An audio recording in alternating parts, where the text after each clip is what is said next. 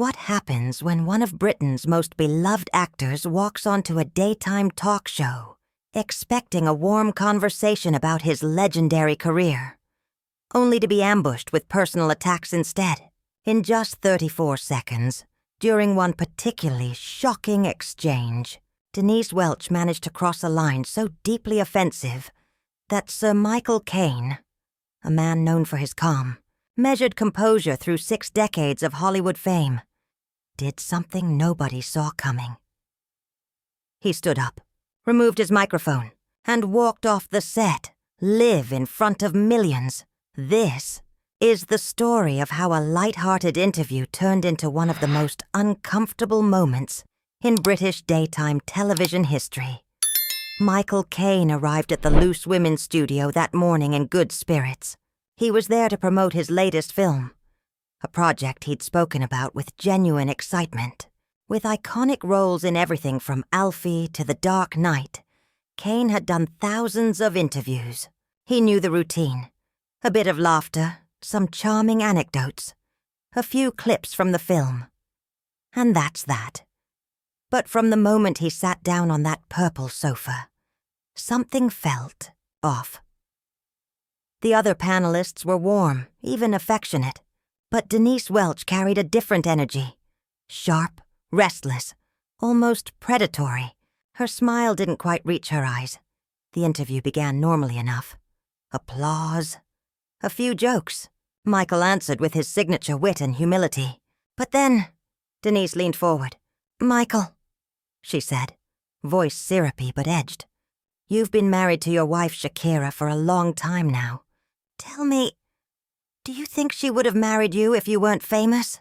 The studio fell silent. Even her co-hosts shifted uncomfortably. This wasn't cheeky banter.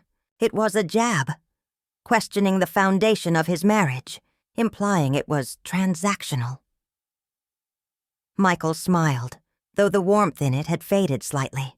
"Well, Denise," he said evenly, "I'd like to think she married me because she loves me. We've built a beautiful life together.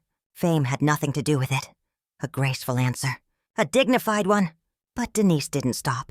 "Oh, come on," she pressed, waving her hand dismissively. "You can't really believe that. You were a major movie star. She was a beauty queen from Guyana. The power dynamic's obvious, isn't it?" The air in the studio turned heavy. Another panelist tried to steer things back, but Denise talked right over her. Michael's expression shifted, jaw tight, eyes narrowing. "I'm not sure what you're implying," he said carefully. "But I find that question quite disrespectful. Not just to me, but to my wife." Any professional host would have apologized, but Denise only leaned in further. "I'm not implying anything," she said with a smirk. "I'm just saying what people think. Rich, powerful older man, beautiful younger woman from a developing country. It's a tale as old as time, isn't it?" Her words hung in the air. One of the co-hosts placed a hand on Denise's arm, whispering for her to stop. She shrugged it off. Michael sat perfectly still, 80-something years old, and still the embodiment of poise. But his eyes were cold now. "My wife," he said slowly, "is one of the most intelligent, talented, and independent women I've ever known. She didn't need my fame. She chose me just as I chose her. What you're suggesting is not only offensive, it's ignorant." The audience erupted in applause. But Denise wasn't finished. "Ignorant?" she shot back, her voice rising. "What's ignorant is pretending that power imbalances don't exist. I'm just brave enough to say what others won't." Michael's tone stayed calm, but the steel beneath it was unmistakable. "You think it's brave to insult a man's wife on national television? That's not bravery, Denise. That's just rude."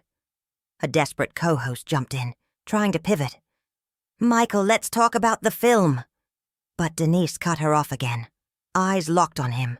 "I'm sorry if the truth hurts," she said, "but someone has to ask these questions. You Hollywood types live in bubbles, pretending you're above it all." That was it. Michael exhaled, slow and final. He stood, unclipped his microphone, and set it gently on the table. Without another word, he turned and walked off the set, the audience stunned into silence. The clip went viral within hours. What was meant to be a simple promotional chat became a defining lesson in professionalism, dignity, and knowing exactly when to walk away. Michael interrupted, his voice sharper now, cutting through the air like glass. You don't know the first thing about my marriage or my life. You've decided to use your platform to make cruel assumptions about people you've never met. That's not truth, Denise. That's just mean-spirited gossip. Denise's face flushed crimson.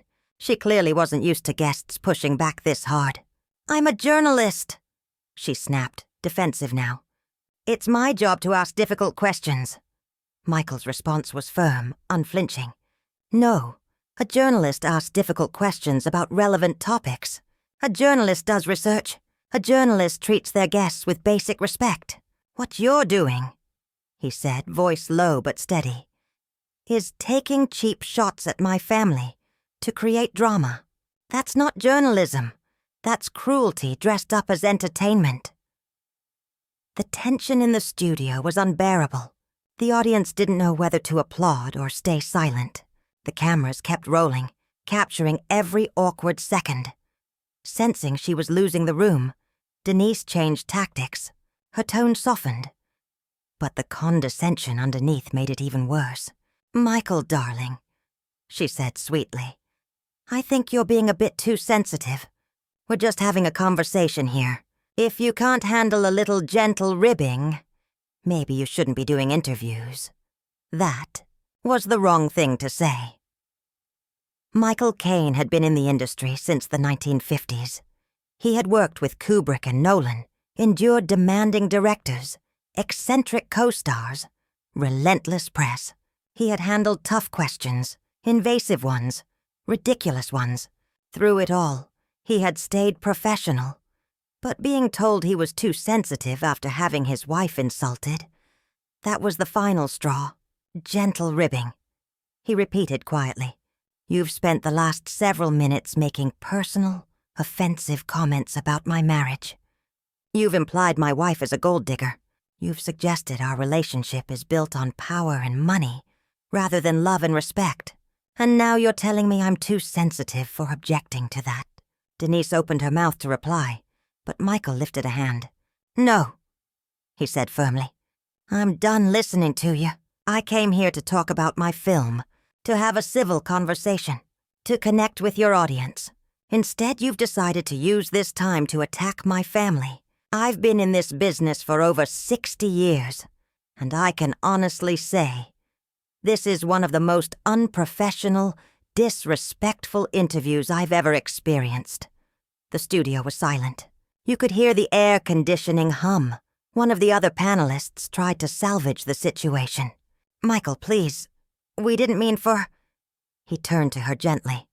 I know you didn't, he said kindly. You've all been lovely. But I can't continue this. Denise's face drained of color. For the first time, she looked unsure. Michael, wait, she said quickly, her voice losing its edge. Let's just move on. We can talk about the film, Michael shook his head slowly. I don't think so. You see, Denise, there's something you need to understand. He straightened slightly, his voice steady but commanding. I've spent my entire career treating people with respect. Co-stars, directors, crew members, journalists, fans. It doesn't matter who they are, famous or not, rich or poor. Everyone deserves basic decency, and in return I expect the same. He paused. The silence stretched. What you've done today goes beyond asking tough questions or trying to make good television. You've been deliberately cruel. You've tried to humiliate me and insult my wife for sport. And I won't sit here and play along with that, Denise laughed nervously. But it came out hollow. Oh, Michael, you're making such a big deal out of nothing. Can't you take a joke? Michael raised an eyebrow. A joke, so now it's a joke? Which is it, Denise? Were you being a brave journalist asking difficult questions, or were you just joking around? Because it can't be both. The studio froze. Denise stammered, caught between excuses. Michael didn't wait for her to finish. Calmly, he reached up and began unclipping his microphone. The faint click of the clasp echoed through the studio. Sharp, deliberate, final. "Michael, please," one of the other panelists said softly, genuine distress in her voice. "Don't go." Michael looked at her kindly. "I'm sorry," he said. "I wish I could stay and chat with you and the others. But the disrespect shown today has made that impossible." He placed the microphone neatly on the coffee table in front of him. The gesture was so calm, so deliberate, that it carried more weight than if he'd slammed it down in anger.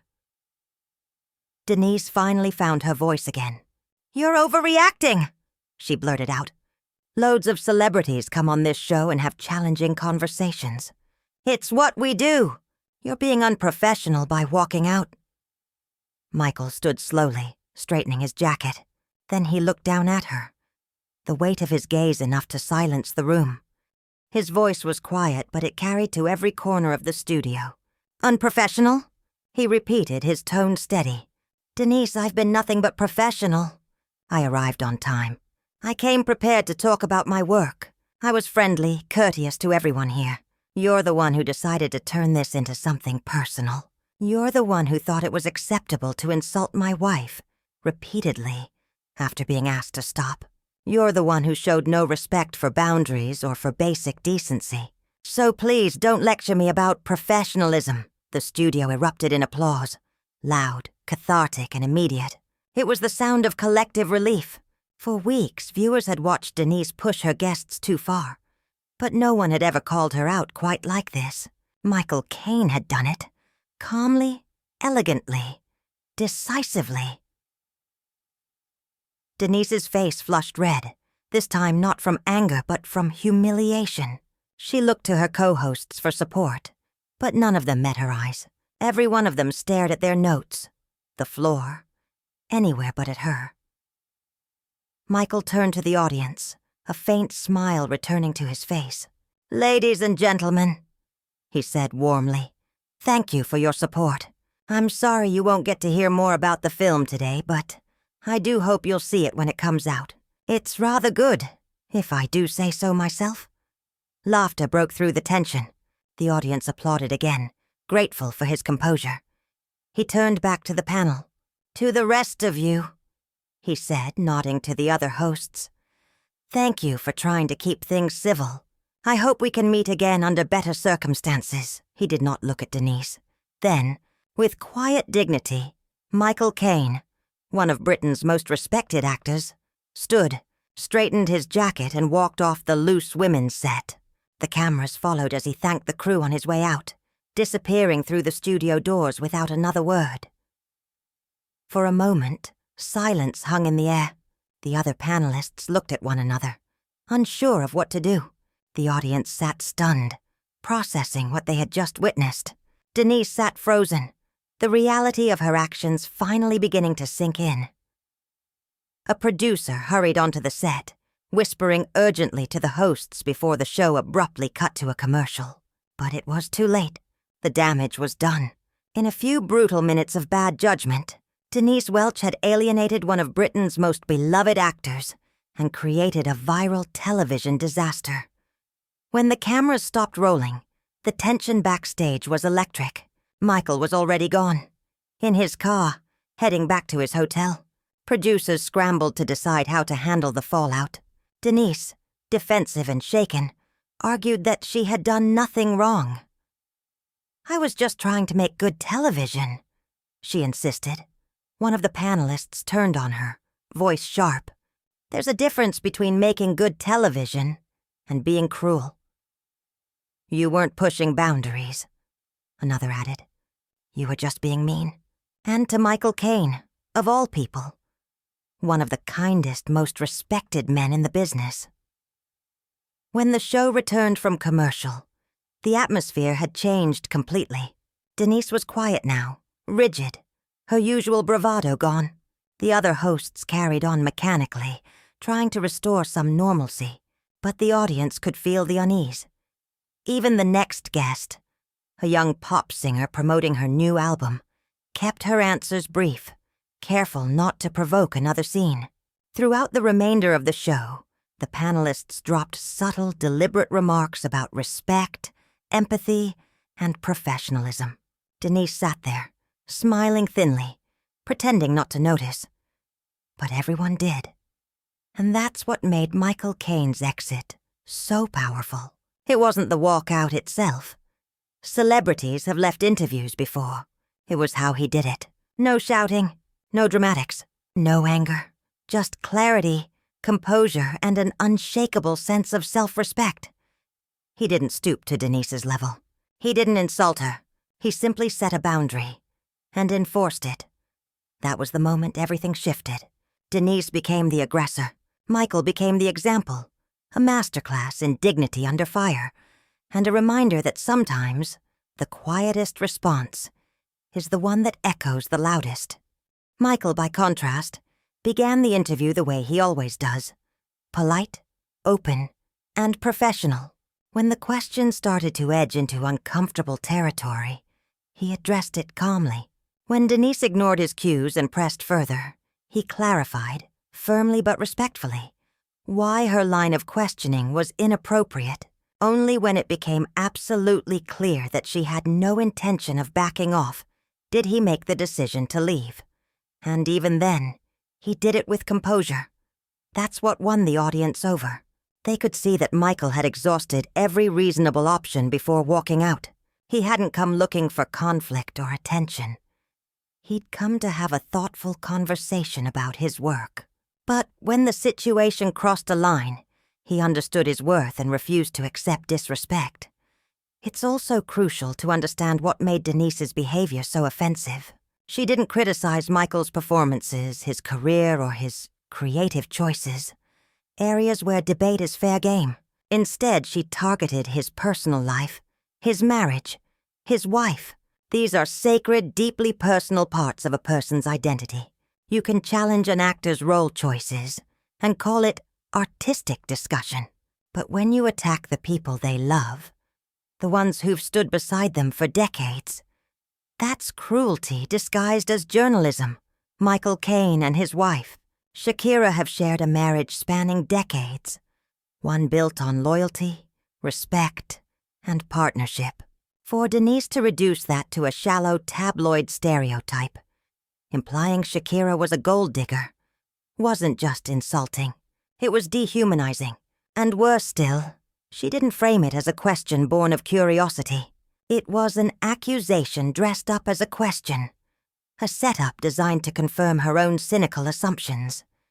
This kind of interviewing is, unfortunately, a familiar pattern in certain corners of modern media. The host arrives with a predetermined narrative and spends the segment trying to force the guest to fit into it. The conversation isn't about understanding. It's about manufacturing conflict. And Michael, a man who has spent his life navigating press junkets and interviews, recognized it instantly. His response reflected that awareness. Notice how he distinguished between the panelists. He was warm, gracious, and kind to the others, even thanking them before leaving. But toward Denise, he was clear, restrained, and final. No anger, no insults, just truth. He didn't pretend to smooth things over or help her save face. He simply stated the facts and removed himself. Some viewers argued later that Michael could have been more forgiving, that he should have stayed and accepted an apology. But the truth is, Denise never gave one, not a real one. She tried to laugh it off, to claim she was joking, to accuse him of being too sensitive. At no point did she say, "I'm sorry, that was inappropriate. I crossed a line, so what was Michael supposed to do? Sit there and take it? Pretend everything was fine?" Doing so would have sent the worst possible message. That public figures should silently accept humiliation because it comes with the territory. By walking out, Michael sent a message far more powerful. Respect is not optional. Fame doesn't mean forfeiting dignity. Everyone, regardless of status, has the right to draw boundaries. And the way he handled it, calm, measured, without vindictiveness, made the lesson even stronger. He didn't demand that Denise be punished. He didn't launch a social media tirade. He didn't give follow-up interviews or fan the flames. He simply left. And in doing so, he let the consequences speak for themselves. The result was elegant and absolute. Denise lost the chance to interview one of Britain's most respected actors, and she did it entirely to herself. Some people claim that celebrities should expect their personal lives to be fair game, but that's a lazy defense, and a deeply flawed one. Ethical interviewing isn't about intrusion or humiliation. It's about curiosity and respect. There's a world of difference between asking, "Can you tell us a bit about your relationship with your wife?" and sneering, "Your wife only married you for the money, didn't she?" The first invites honesty. The second demands shame. And Michael Caine, ever the gentleman, refused to play that game. The second kind of question isn't a question at all. It's an accusation. It assumes the worst and forces the guest to defend themselves against something invented for spectacle. Skilled interviewers know the difference. They understand how to probe deeply without humiliating, how to spark conversation without cruelty, how to challenge without demeaning.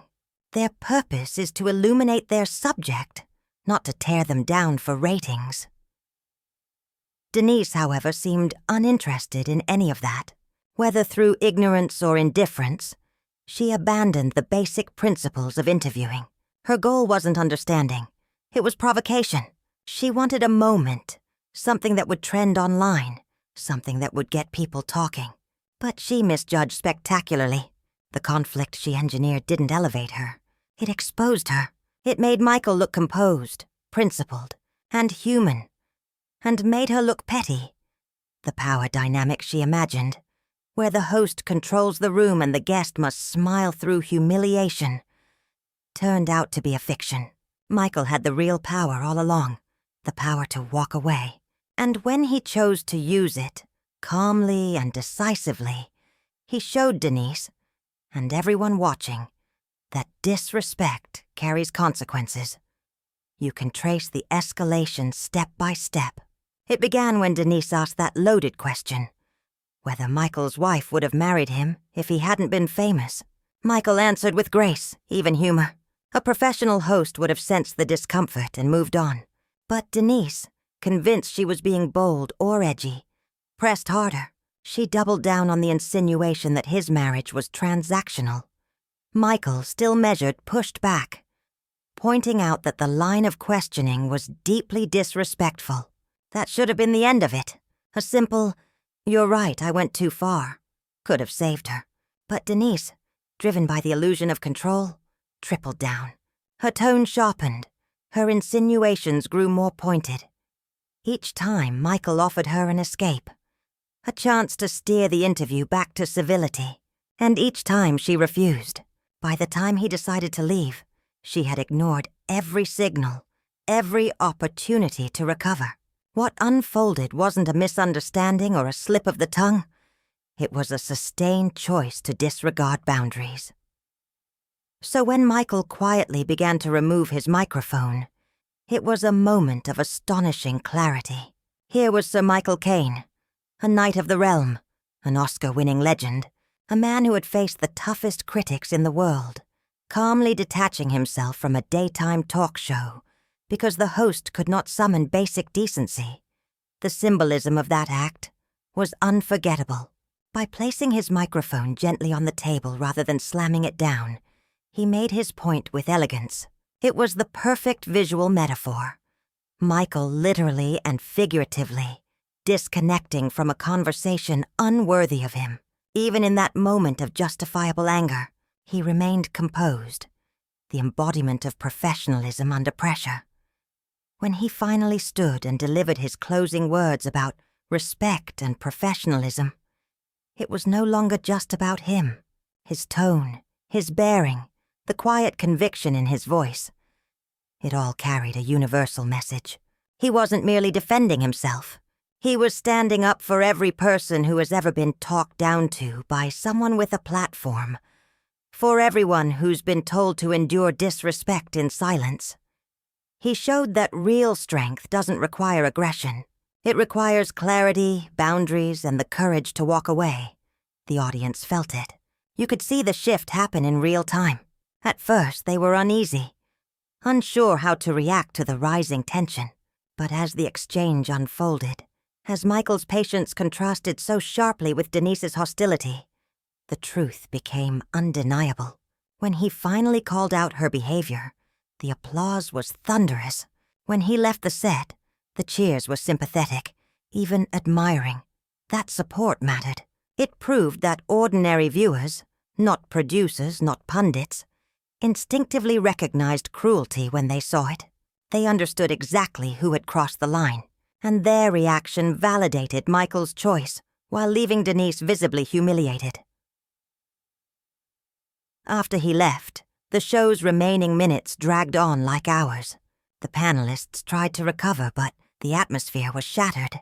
How do you transition back to celebrity gossip or cooking tips after one of the most respected actors in the world has just walked off your set? You can't. Every topic that followed felt hollow, every joke forced.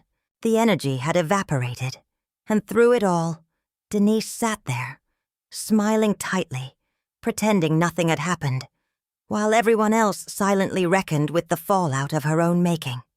Denise sat there, staring at the empty chair across from her, probably replaying the interview in her head. Every bob, every smirk, every missed chance to de-escalate. Maybe she was beginning to realize how badly she'd misjudged the moment. Or maybe not. Some people are so certain of their own righteousness that even when the truth is staring them in the face, they refuse to blink. But whether Denise learned anything from that encounter or not, everyone else watching certainly did. They learned that Michael Caine, even in his 80s, was not a man to be humiliated for entertainment. They learned that quiet dignity carries more weight than performative outrage, and that sometimes the most devastating rebuttal is to refuse to play the game at all. They learned that respect, once lost, can't be salvaged with a nervous laugh and a segue to the next topic. For viewers at home, this became more than an awkward interview. It became a defining moment, a cultural snapshot that reshaped how both Michael Caine and Denise Welch were seen. Michael's reputation, already formidable, grew even stronger. He wasn't just a legendary actor anymore. He was a man of principle, a symbol of old-school grace in a world addicted to provocation. Denise, on the other hand, became the cautionary tale, the host who pushed too far, mistook cruelty for candor, and drove one of Britain's most beloved figures to walk off live television. The incident sparked something larger than the show itself, a public reckoning with how far frank conversation can go before it turns into cruelty. Are celebrities public property, open targets for any question, any insinuation? Or do they still deserve the basic decency we extend to ordinary people? Most who watched came away with a clearer sense of the line and a renewed appreciation. For those who refused to let others cross it, it was especially ironic that this happened on Loose Women, a show built on open discussion, because true openness requires empathy, not hostility. It's about conversation, not confrontation. There's a world of difference between asking a hard question and making a cruel accusation, between being bold and being needlessly invasive. Denise blurred those lines, confusing provocation with insight, mistaking discomfort for honesty. But Michael showed in real time that grace doesn't mean passivity, that standing your ground can be quiet, measured, and deeply effective. His walkout wasn't a tantrum. It was a statement, a masterclass in boundaries. And when he placed that microphone gently on the table and walked away, he didn't just exit an interview. He redefined what self-respect looks like in the face of public disrespect. In the end, the interview will be remembered not for promoting a film, but for a moment of quiet, moral clarity. The moment when Sir Michael Caine stood up, literally and figuratively, for himself and for his wife.